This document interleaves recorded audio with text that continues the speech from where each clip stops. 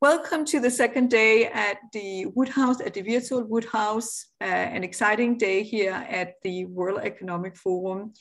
We will first start with a couple of slides to set the stage before I would introduce the great panelists for our great conversation today.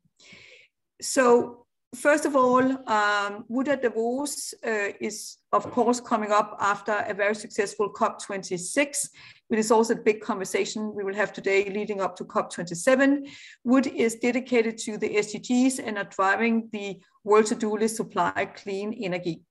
We just had a session at the World Economic Forum, renewing the global social contract, which will be part of the conversation that we'll have here. And with me, I have some incredible people that I had the opportunity to be together with actually at COP26 at the physically Woodhouse in Glasgow. And now you see we are in the virtual Woodhouse. So this session here is about mainstreaming around the ESG performance ahead of COP27. Together with me, I have Payel, who worked for Woods. He's also a champion at the Resilient Associate UNFCCC Climate Champion Team. I have Seth Schultz, who's the CEO of Resilient Shifts. I have Stewarts, who is Global Strategic Partnership and Development Director of Resilient Cities Network. I have Savina, who is the Program Director, International Coalition for Sustainable Infrastructure, and have Peter from Woods, who drive Woods resiliency and sustainability. He's a VP and Global Director for this. So Peter, I would love that if you could kind of set the stage for this session here, and then we will start with the different questions. During the sessions, there will also be a number of supporting slides. So stay tuned. This is your roadmap to COP27, which takes place later this year in Egypt. Over to you, Peter. Thanks, Anne, and it's great to be with all these amazing panelists who are leaders in resilience. I thought what I'd do is kind of set the stage on a real quick overview, if you pull those slides up, Anne, if you can, of some of the outcomes from COP26 and the plans for COP27. So what came out of COP26 was it was the first time that we actually looked at resilience along with net zero. And some of the outcomes from COP26 in Glasgow, we made some pretty good progress. Probably the highlight was the Resilience Hub. On the next slide, there it is. The Resilience Hub had a lot of events, really raised the profile of resilience. We had over 2,000 non-state actors join the race to resilience.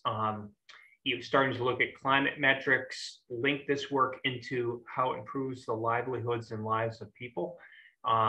And we're starting to build a really good coalition of partners. That said, it was the first time that we actually looked at resilience at a COP26.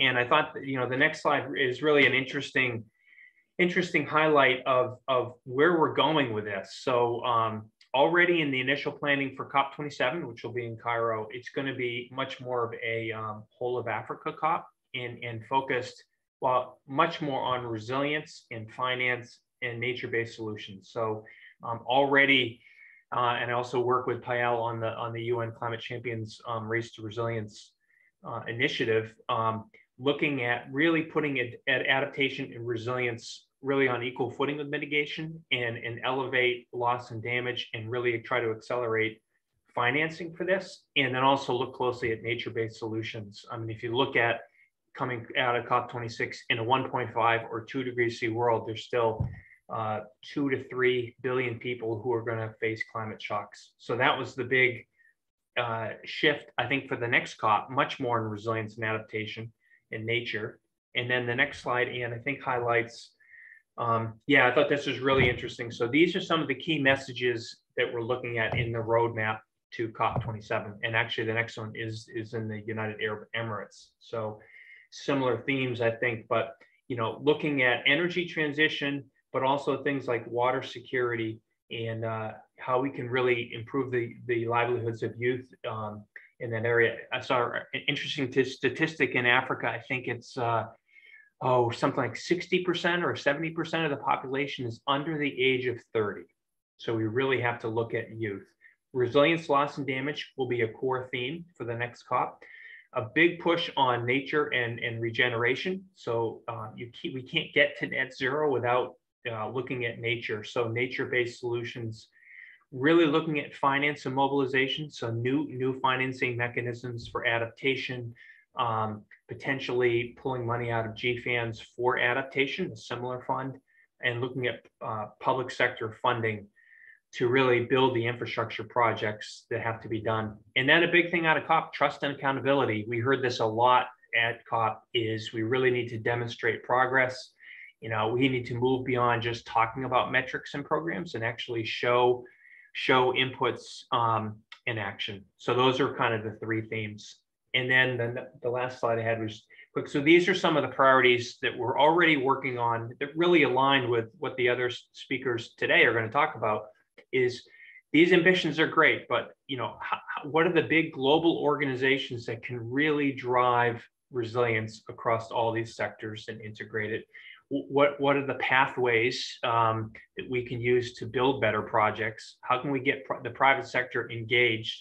And how do cities really help drive this? They're all a huge part of the solution. But for COP27, it's right there, the four big initiatives. In fact, one of the top initiatives, how do we strengthen and mainstream resilience? So we take all these sectors for breakthroughs around the net zero work.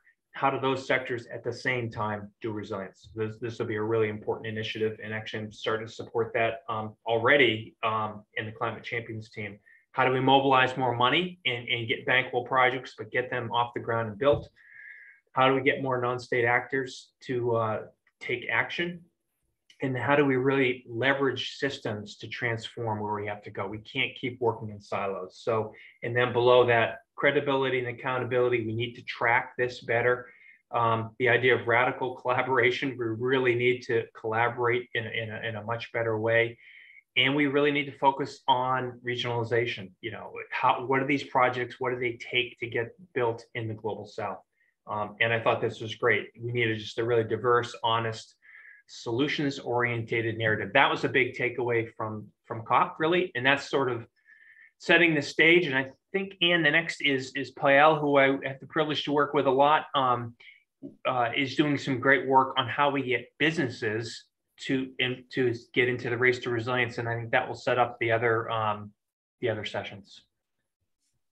Yes, thank you, Peter. And I think it's, as you mentioned, it's extremely important for the private sector to understand the role that it plays in the advancement of climate resilience, because it's often companies that run resilience programs and strategies that will protect their organizations and also the people in their value chain. So the Race to Resilience recognizes that people everywhere will be impacted by climate change, and there will be marginalized and vulnerable groups in every single country in the world. But to be involved in the Race to Resilience, businesses should be making an impact to the 4 billion people in the world who are the most vulnerable to the effects of climate change. And the location of these vulnerable communities has been mapped analytically by McKinsey, and it's very likely that there are many transnational companies that have workforce and supply chains already in these areas, in these countries. So to join the race, businesses would have to look at how their initiatives are helping communities fight the physical effects of climate change. So this could be through running projects on the ground to protect people against flooding or against extreme heat. It could be through sharing key knowledge pieces and thought capital that would enable local communities to adapt to certain shocks and stresses. Or it could be through improving the biodiversity of a certain area so that the communities that rely on that piece of land can thrive and not just survive in the face of climate adversity. So the next step really is for businesses to look at the list of partner initiatives that would be on the Race to Resilience website and see which one would align best with their sector and their vision. So the Race to Resilience has partners that specialize in water basins, thought capital, agriculture, engineering, urban infrastructure, oceans, and lots of other sectors. And some of the partners have existing business members and they have existing pledges that they have made. So in order to be part of the race, the businesses would have to follow this 4P criteria that we call, which would detail out their pledge on how they will help vulnerable communities by 2030, a plan of how they will proceed with the project, and they will be asked to then publish this and the metrics on an annual basis. And the partners that they will work with, they will have to work to create a pledge statement together of their global commitment to the Race to Resilience. So this will be available on the Race to Resilience website, the partner website, and their own website. So they will be held accountable of this plan that they intend to take in order to protect the vulnerable communities. And looking forwards towards COP27, the goal is to build the involvement and the engagement of the business sector, because it's a critical part of increasing resilience globally. We know that the Race to Resilience will encourage businesses initially to prioritize the communities that are the most vulnerable in their own value chains for early adaptation work. And then eventually that will help to building the resilience of everyone in the world. Thank you. Perfect. And thanks, Pelin. It really overlaps. And some of the metrics I showed, we're making some progress on that, but we're really hoping to make a big step change in this year. And one of the things that Pelin and I are working on within the team, and like Boston Consulting Group is working on this, and Deloitte, is finding companies that are in the race to zero and in the race to resilience and leveraging synergies. And I think, Seth, I had you next, and just I'll throw out a question. So how do we look at some of those goals, right? How do we advance resilience and make this happen with sort of integrating key sectors? And I'm thrilled to have you here. So thank you. No, great to be here. And, it's great to see so many familiar faces and close colleagues. And thanks again for the overview, Peter, of how you laid out things, and Payal, fantastic to hear kind of such a well-articulated vision for everything that's happening with the race to resilience, and in particular, how we're trying to engage the business community. And I couldn't be more thrilled about it. Resilient Shift has been heavily involved in the process. Over the last year, we've got a number of key people that we have seconded into the Climate COP Champions team to support all the work. We actually spent a lot of time on the metrics and the accountability. And I'm proud to say that two organizations that I'm associated with, both ICSI and Resilience First, both have Race to Resilience campaigns. You're going to hear more about that probably from Savina in a minute. But I'm also very proud of the work that Resilient Shift did in collaboration with the Climate COP Champions team and hosting the first ever Resilience Hub at COP26. And we did that along with two of our other founding partners as well. And it was a tremendous success because I think this core fundamental question that you've put forward is at the heart of it. How are we going to engage businesses, not just in a kind of a political dialogue, but actually in implementing and moving all of this forward? We had over 150 different organizations involved in Resilience Hub. And I felt for somebody who's been to a number of these COP events, that it was a step change in terms of how businesses were showing up, how they were engaging, and how deeply they're interested in moving it forward. And with that, I'm really excited to share with you guys how deeply, seriously we've taken that on our side of the spectrum in terms of not-for-profits, how we work together and how we engage with businesses. And I'm pleased to kind of give a sneak peek of an exciting announcement, which is the launch of a new NGO, a new global consortium called Resilience Rising. Its purpose is to enable and create a safe, resilient, and sustainable future for all. And this goes right to the point that we were talking about how our global systems are continuing to be faced with these mounting pressures from population rise, urbanization, climate change, inadequate physical and digital infrastructure. And by increasing our ability to adapt, grow, and survive, becoming more resilient, we can mitigate the myriad challenges we're being confronted with today. And as we're dealing with these increasingly kind of complex and interconnected challenges, it's becoming clearer and clearer that no one can solve this on their own. We know that we have to bring together multiple communities of practice under a shared purpose that will reorient how we think about and influence change. And we're going to do that by empowering leaders, providing expertise, accelerating innovation, and driving systemic change with a proven solution: resilience. In the next few years, my personal belief is that more funding than ever will be granted by philanthropic organizations to address resilience and climate change adaptation. New organizations are going to pop up all over that do not have the capabilities and the scale to leverage the investment at pace, which is going to risk fragmentation of funding, limit coordination and impact, and/or lead to underperforming impact due to limited collaboration. A lot of existing organizations out there are so small that they never reach the scale, and they lack the ability to invest in the resources that will drive the scale that we need. We need a revolutionary new approach to perpetuate continual change, reinvent the current funding paradigm, and unite organizations within a common orbit to drive this change. As such, Resilience Rising is going to be focused on addressing the challenges that are currently standing in the way of ushering in the big, transformative, and systemic changes we need. We're going to do this by breaking down silos, harnessing the capacity for humans to collectively address major societal challenges by incorporating resilience into our networks and systems. We know today's global problems cannot be solved in silos, which is why we're supporting this consortium approach to bring together the systemic change. At launch, the consortium later this month will include Resilience First, the Resilience Shift, International Coalition for Sustainable Infrastructure, and Navigating a Changing Climate. And just as one example of one of the consortium members, Resilience First is the world's largest global business network, going back to Payal's point, with over 600 members across nearly 20 sectors, including the field of engineering. And it'll provide the ways and the means to harness the collective will of members to drive resilience at scale in a world facing deep uncertainties and complex interdependencies. We see a major way of doing this is through the Race to Resilience campaign that we've supported. In addition to that, I'm happy to say that Resilience Rising will strengthen Resilience First to enhance its access, reach, remit, and delivery in order to effect the change that we want to see. In the beginning, one of the first things that we're going to be doing is creating industry-specific networks that will have a primary focus on collective advocacy and action. And one of these that we've just touched upon is the engineering community, which we'll hear more about from Savina. But in support of ICSI and in support of the Climate COP Champions team, we're going to be creating something that I like to refer to as the Engineering Leadership Group in close collaboration with ICSI. It's going to be comprised of the world's foremost engineering firms with a shared commitment to develop a coherent and global advocacy campaign to advance sustainable and resilient infrastructure investments towards international institutions, initially the G7, G20, and the UNFCCC.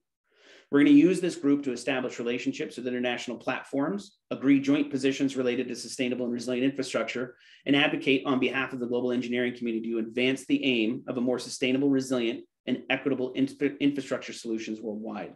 I'm very happy to say that Wood is one of these founding engineering organizations, and we're incredibly excited about the road ahead of us and what's going to come in 2022.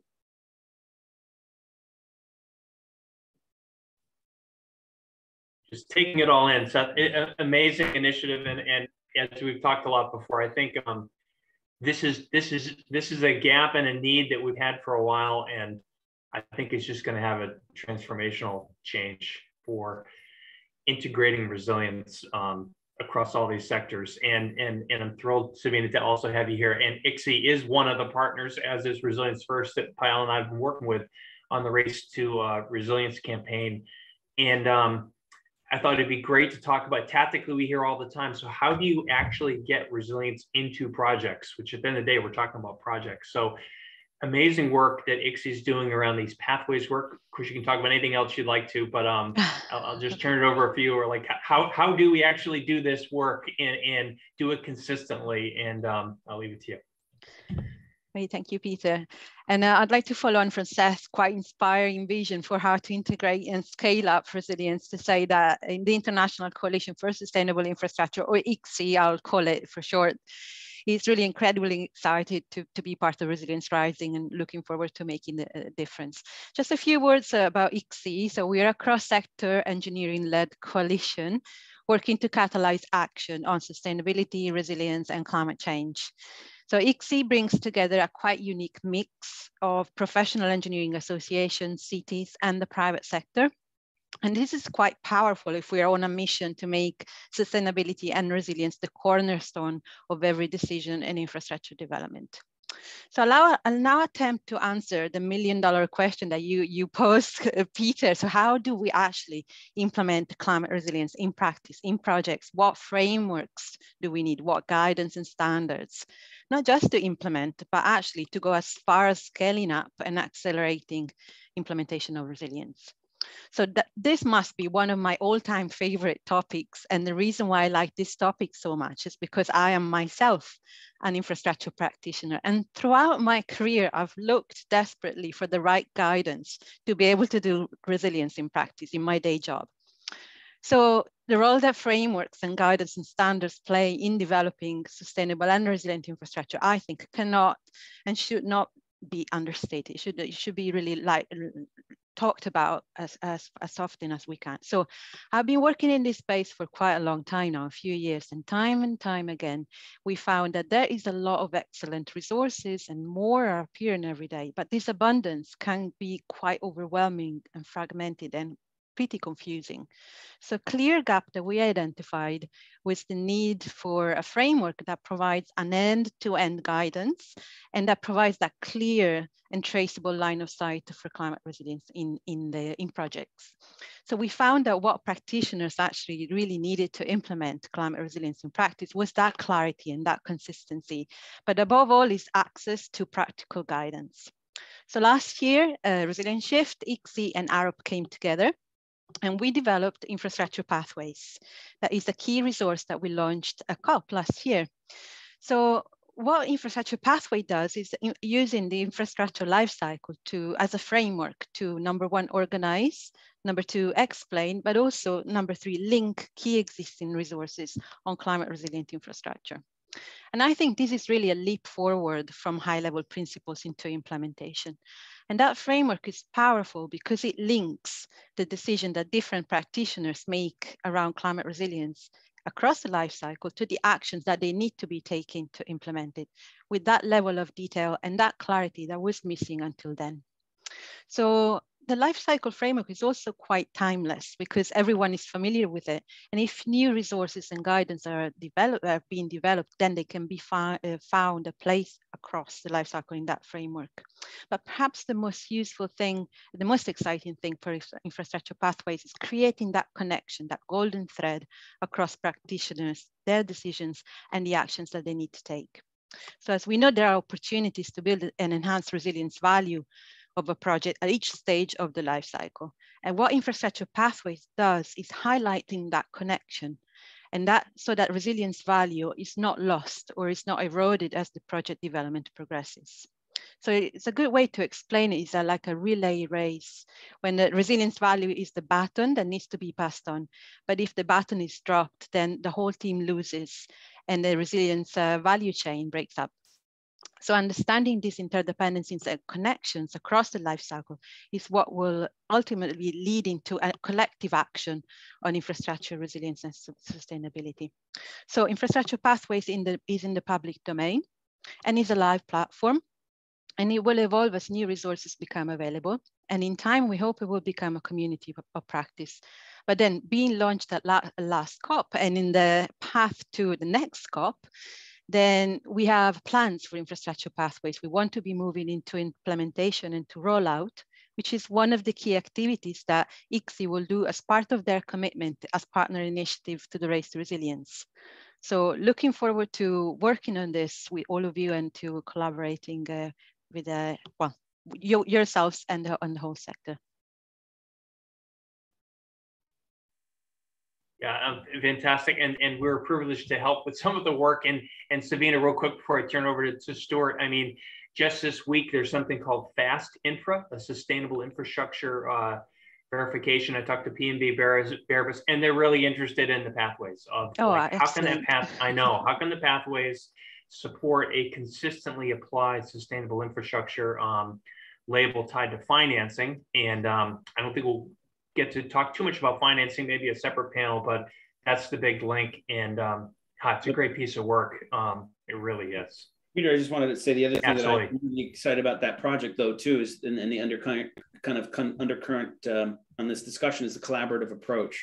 So when ICSI and the Resilience Shift went along doing this project, it wasn't let's create a new thing. It was let's look at everything that's out there. Let's figure out a way to combine it and tie it together and provide kind of a navigation tool with which to find the best and the brightest, so that it absolutely underpins the collaborative approach. Let's not reinvent the wheel. And how are we going to get information decision-making to the people who need it immediately? And that's why I'm personally so excited about it.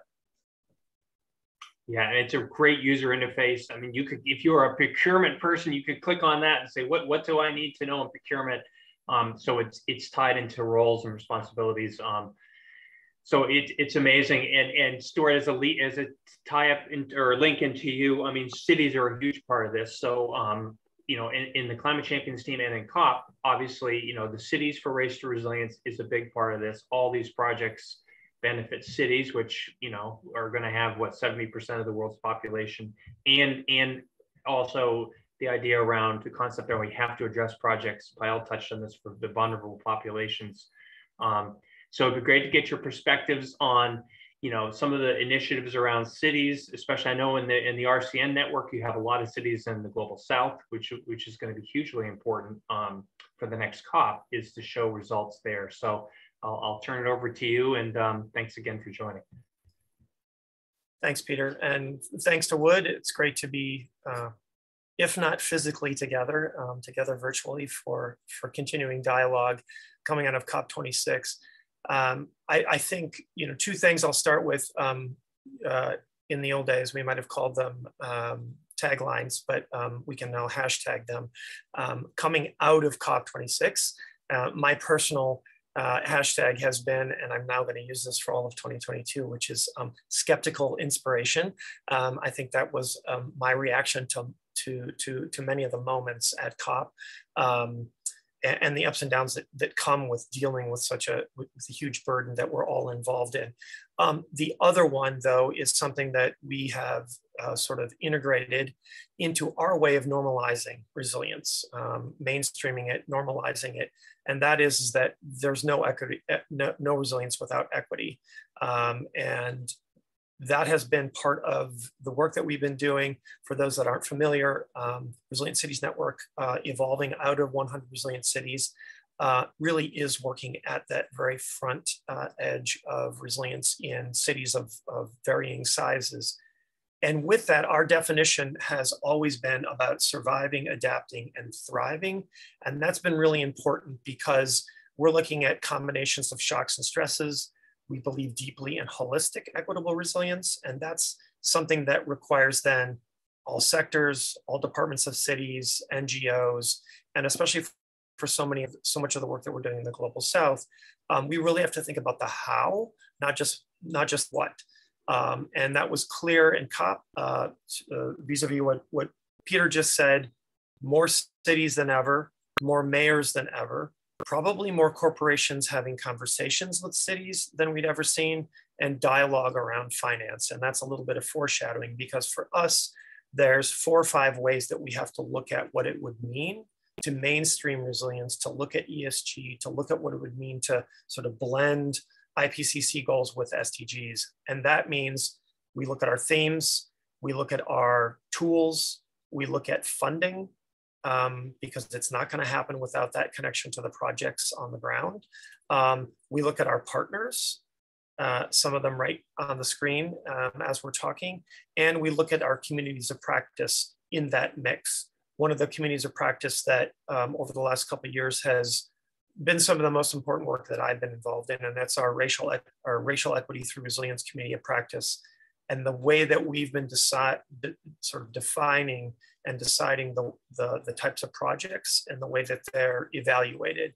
And that relates to the tools. Part of what we talked about at COP26 in Glasgow a lot with Peter and others is how do we have very good tools that look at screening for equity and equitable resilience in ways that, even if it's not a big infrastructure project, but probably more importantly, if it is, where's the equity inside that deal? Where's the resilience that's built in that isn't any longer just mitigation? That's clearly, from my personal hashtag of a skeptical inspiration, we clearly saw much more of a conversation around adaptation and mitigation together, about resilience and adaptation in ways that had not been seen at COPs prior, even just those 1 or 2 prior. So that felt like a real change, and something that cities have to play a role in, but cities have to have partners in order to do this. Our thematic pillars are under climate resilience and circularity, but our cross-cutting themes are around resilient recovery, equity, and economic opportunity. That means when we look at a partner, a funder, a tool, a deal, or a project, that we're bringing those together in not always the easiest conversations sometimes, but in ways that look at deals, that look at projects kind of one by one in that fashion. We've been able to start work on what we're calling RIDE, which is our racial equity scorecard, working with Wood on that, but just as a kind of outline that's come off of other tools work. Some of that Wood has been very involved with since the very beginning. But the other project around tool development is the Resilient Community Development Finance Initiative, and the principles and the tool that we've been testing with deals anywhere from like a small business deal at $100,000 that happens to sit in Miami Beach up to 20 million or above for an affordable housing project anywhere in the world. How do we look at those deals differently and then involve the funding piece? And one exciting announcement is our work on the Resilient Community Impact Fund that ties into the RIOT scorecard, that ties into that ResCDF initiative tool and principles. So with partners like all of us on the screen right now, but many, many others, those themes, tools, the communities of practice, and the partners that lead to the right types of projects and the funding that comes with them is why we're so excited about what's coming out of COP26 into these conversations virtually for WEF, and hopefully what we'll see in Egypt, as Peter outlined in the beginning, which is one step further towards corporations, municipalities, philanthropic entities, funders of all types, saying, here's what we mean by resilience and adaptation. How do we not just do reductions for mitigation? How do we do all that together with an equity lens? So I'm really excited to have all of us talking, because this feels like a microcosm of what we should be talking about all the time. So I'll leave it there and turn it back over to you, Peter and Ann.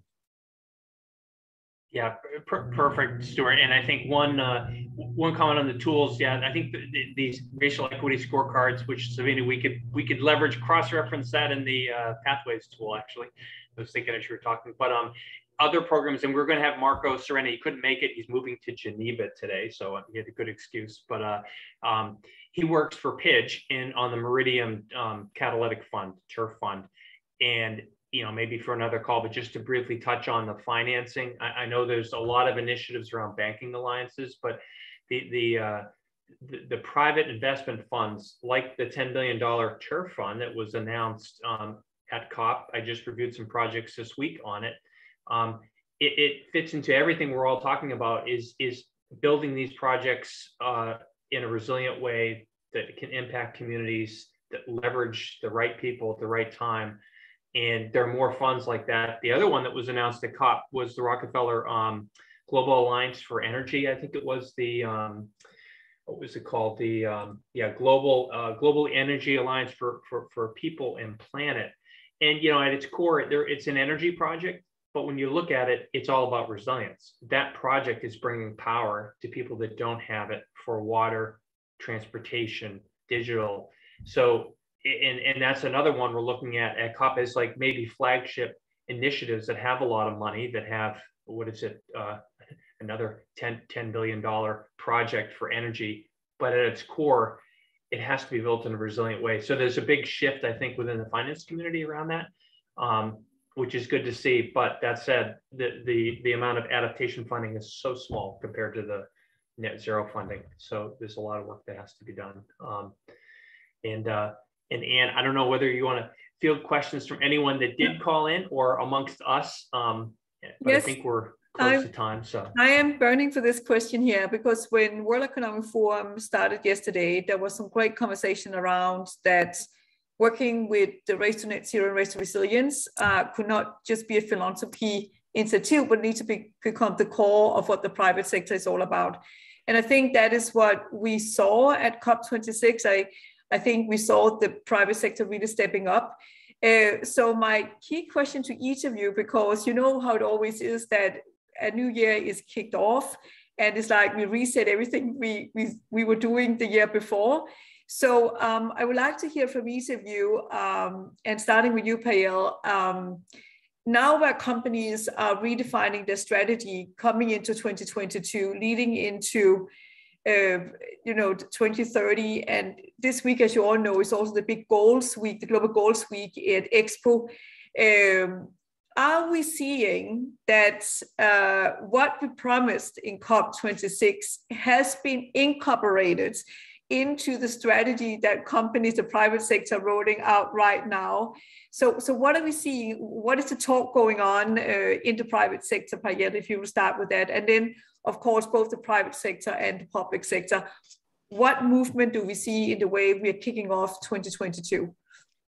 I think the main hot topic for discussion right now is ESGs and TCFDs within companies, because they have to do all of this in order to make sure that they're resilient for the future.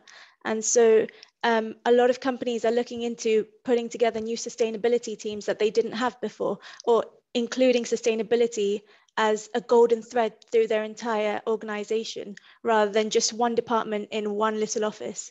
And so that is something that I think all corporations are going to be looking forward to doing, and will continue with it over the next few years and into 2030.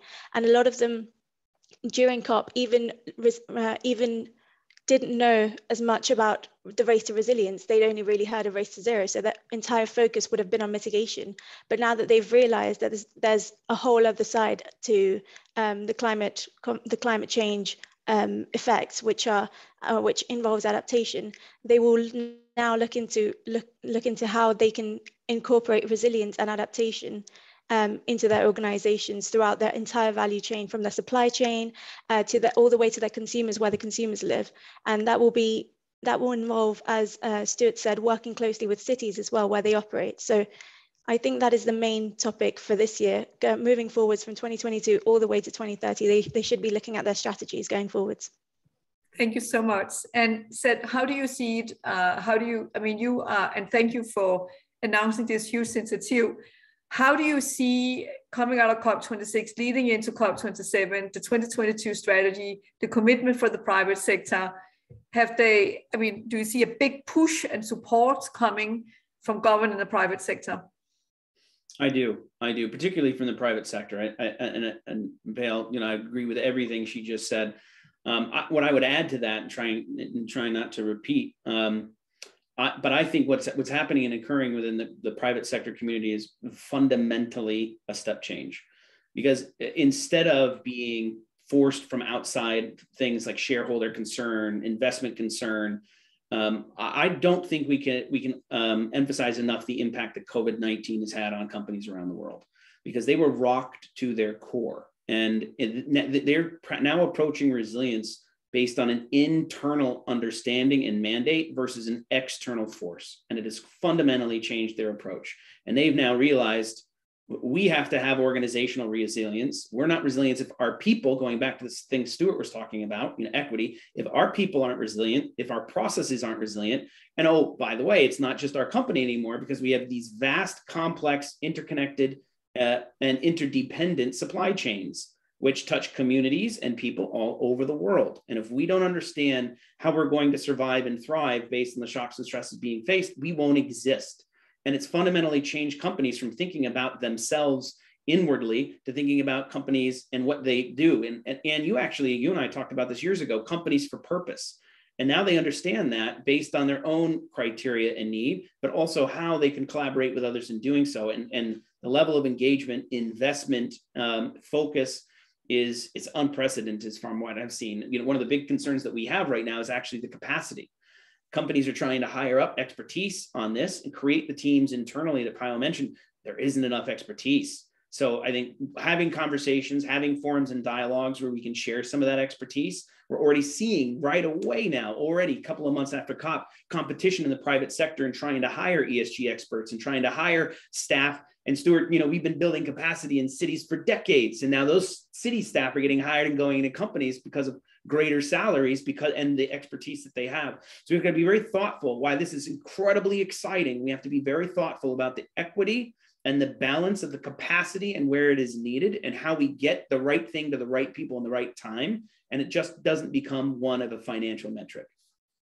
Thank you so much, Seth. Sabina, how do you see it? How do you see 2022 coming out of COP and the push? Right. Yeah. So I think I'm going to build on what others have already said, and maybe just give you the perspective of a partner initiative that we are, ICSI. And then we are specifically, our race to resilience is specifically kind of targeting private sector engineering organizations and infrastructure owners, operators. So I suppose, like there is like obviously a great desire, Seth just said, from the private sector to really get ahead of the curve in the resilience space, but, like limited by available skills and the capacity. But I see lots of interest in the Race to Resilience because, they want to be part of that group. It's a force for good. And I think it's going to be more and more people signing up to the Race to Resilience. And we already had lots of interest. It will, I'm hoping it will be a virtuous cycle of people, really wanting to be part of that group because they get the benefit of really sharing, the good work that they're doing, but also to getting access through the private, the partnership that we got with other partner initiatives in the Race to Resilience to get access to other organizations and then find synergies and go back to that collaboration that we started from, and then, really amplifying each other impact. So I'm very positive, maybe less skeptically optimistic, more like trying to be optimistic, really.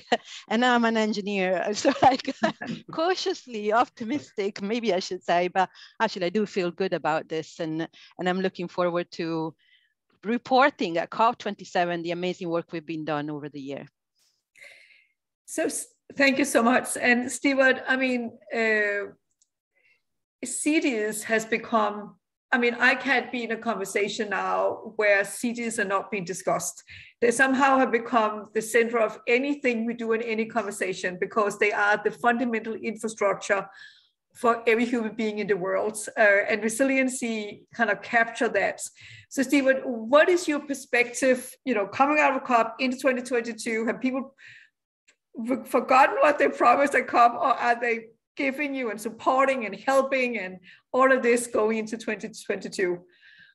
I think that there are steps that have been taken, and that's where the inspiration part for me comes from.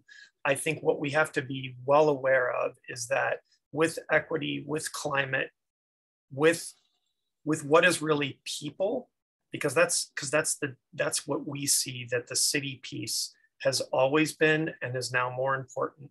And I think that was more obvious as climate change talks fell apart or certain countries bowed out. The cities are not only where the infrastructure is, it's where the people are. And the people are directly responding to that mayor or to that council person. And so it's very different than the federal government, which can feel like one or two arms away, even though that kind of federal funding and the kind of support that might come with that is really important. So therefore, corporations began to shift. COVID, I agree with Seth, COVID was a wake-up call. So was much of the civil unrest that became global after some of the equity issues in places like the United States and elsewhere.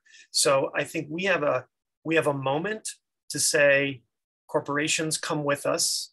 I also think that, and I've just had this happen to me right at the end of the year, in very what I would call friendly panels and presentations and working groups, I've had people push back and say, look, it's too soon for so much equity and resilience. We really need to nail sustainability and the green side of things. And these are from former bankers who are sort of on the good side. And so I think we have to look at this with wide open eyes. There is advancement, there is movement. Corporations are coming, others are coming with us. The cities certainly play a role because of the reasons that everyone has mentioned. But I do think, and there's a question in the chat about that, right? There are still people pushing back from an industry standpoint, from a corporation standpoint. And I do think that we have to, all of us, continue to hold people accountable. You said you would do X at COP. We went into COP26 really on an upswing because our new corporate partners are funding activity, putting funds into the Resilient Community Impact Fund, doing things that we want to see all corporations doing. So I think we have to lift up the good models, show those case studies, but continue to call them out and really hold them accountable, because I do think that we're going to see a tail off, and then COP27 will come. So it's great that we have this drumbeat of WEF and Davos, but we need others as well to kind of keep this going, because I do think we're going to have those moments where people kind of go back to their corners. So again, I hate the fact that I am so skeptical sometimes, but I'm also inspired, and that just means we just have to work harder to hold all of us accountable. So Stephen, I'm so inspired what you said, because that was exactly the reason. Even though World Economic Forum is not going to take place in person, it was very, very important for me to have this gathering, because it is about keeping people accountable going forward, right? So I couldn't agree more. And thank you for sharing this question in the chats about everything addressing a growing backlash against sustainability and climate action in his letter to BlackRock investors this month.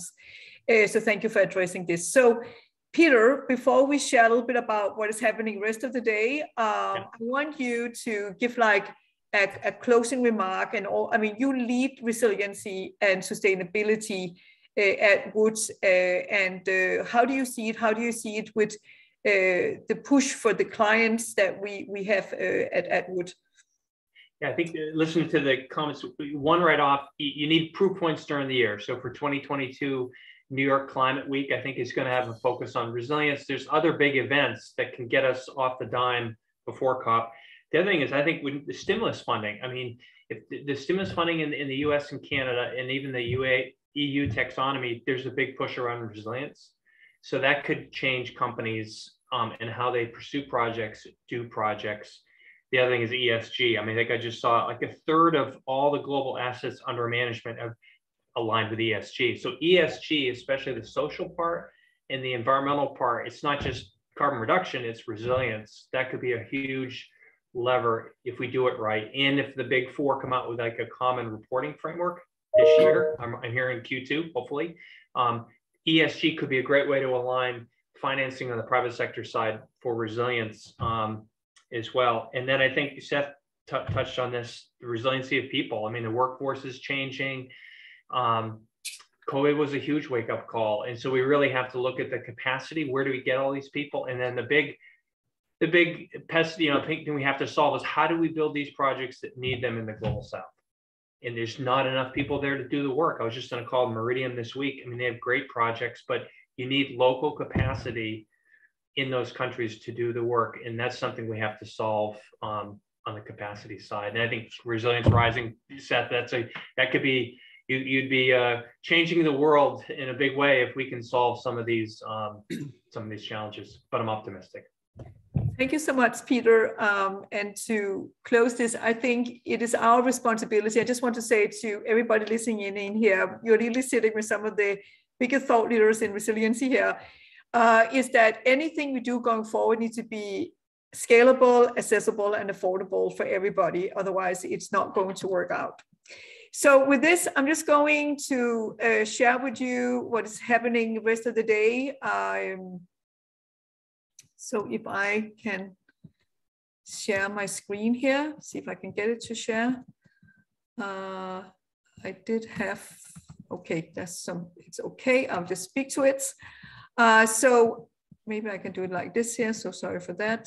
Take it up one more time. Yes, so we just completed a great session around the mainstreaming resiliency for ESG performance ahead of COP27. We got some great outlook. And following this session, we are also part of the FQ Lounge that was also part of the Woodhouse at COP26, where we're going to speak about diversity, equity, and inclusion in a net zero world. Follow-up of this, we are going to speak about, which was also talked about in this conversation here, investing with purpose to achieve a sustainable world. And we are then back on Rise to Resilience, where some of the speakers that we have here will be joining the conversation together with, we'll have Seth, we'll have Peter, and we will have also the Resiliency Network, it'll be Dana. And then we have Rockefeller Foundation, Elizabeth Seed, and James Kress from Mask Advisory, and Boston Consulting, Wendy Woods. So a lot of great stuff still coming today. And as you all know, this week is World Economic Forum. It's running until Friday, and we will be sending here from the virtual Woodhouse giving you a little bit about the feeling of the real Woodhouse, which is in Glasgow, still is in Glasgow, where we launched COP26 in November. So thank you so much. It was so great to see you all, and stay safe out there, and see some of you later today in the FQ Lounge. Great. Thanks for hosting. Thanks, Anne. Thank you, everyone. Good to see everybody.